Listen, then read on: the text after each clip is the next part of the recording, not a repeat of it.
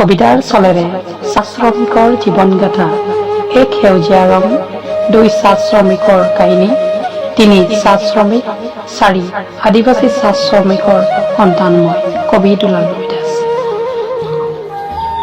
সেউজীয়া ৰং, শাৰী শাৰী চাহৰিৰ মাজে মাজে সৰু সৰু একা বেকা আলি, আলিৰ কাষে কাষে শিৰিক গছ, তাতে সোণৰ চেকুৰা আছে উপচি।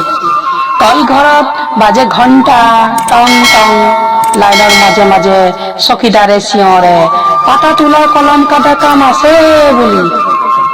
শ্যামলে পাত ছিঙে বুধেশ্বৰে কলম কাটে, 12 মাহে কাম কৰে ৰদ বৰষুণ কাটি কৰি কপালৰ ঘাম মচি।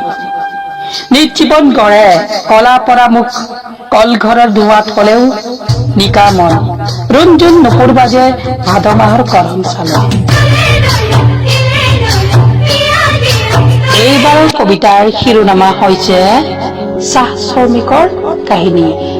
সেউজীয়া চাহনিৰ মাজতে চাহ শ্ৰমিকৰ জীৱন কাহিনী, কৰুণ বিননি। 12 মাহে কৰে কাম ৰদ বৰষুণ আওকাণ কৰি, কলম কাটি যায় হাত ফাটি, পাত ছিঙি যায় তে মন ভাগৰি।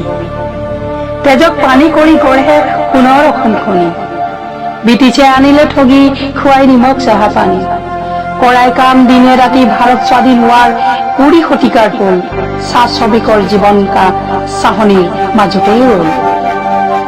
এইবাৰ কবিতাৰ শিৰোনামা হৈছে চাহ শ্ৰমিক। শাৰী শাৰী চাহৰ বাগান দেখি নাচি উঠে মন প্ৰাণ, চাহ শ্ৰমিকৰ পৰিশ্ৰমত লহপহীয়া চাহৰ বাগান। চাহ শ্ৰমিকৰ কপালৰ ঘাম মচি মচি, হাবি বননি কাটি উখুৰা মুখুৰা সমান কৰি সজালে সেউজী ধৰণী। উজনি হওক নামনি চৌপাশে সেউজী চাহনি, বিশ্ব দৰবাৰত নাম উজলিল সোণৰ অসম বুলি। মোৰ অন্তিম কবিতাটোৰ শিৰোনামা হৈছে আদিবাসী চাহ শ্ৰমিকৰ সন্তান মই। এটিকলি ৰুটিপাতৰ মাজত মেলিছিলো মোৰ জীৱনৰ পাতনি, শিৰিখৰ তলতে সৰু ডাঙৰ খেলা ধূলা কৰি, ৰঙা চাহত পালেজি বিস্কুট তিয়াই খাই গৈছিলো নিতৌ পঢ়াশালা। আজৰি সময়ত শাৰী শাৰী চাহ গছৰ মাজত সমনীয়াৰ সৈতে খেলিছিলো লুকা ভাকু দৌৰা দৌৰি। মা বাবাই দেহৰ তেজ পানী সিঁচি অন্তকাললৈ আধা পেট খাই কঠোৰ পৰিশ্ৰম কৰি সজাইছিল সেউজী চাহনি। এই কথা অনুভৱ কৰা নাছিলো কাহানি। এটিকলি ৰুটিপাত চিঙা, ডাল জোপোহা কলম কটা, নখনখোৱা মা বাবাৰ ভাগৰুৱা দেহা হাত ফাটি তেজ ওলোৱালৈকে প্ৰতিটো দৃশ্যই মোৰ বুকুত আঘাত কৰে।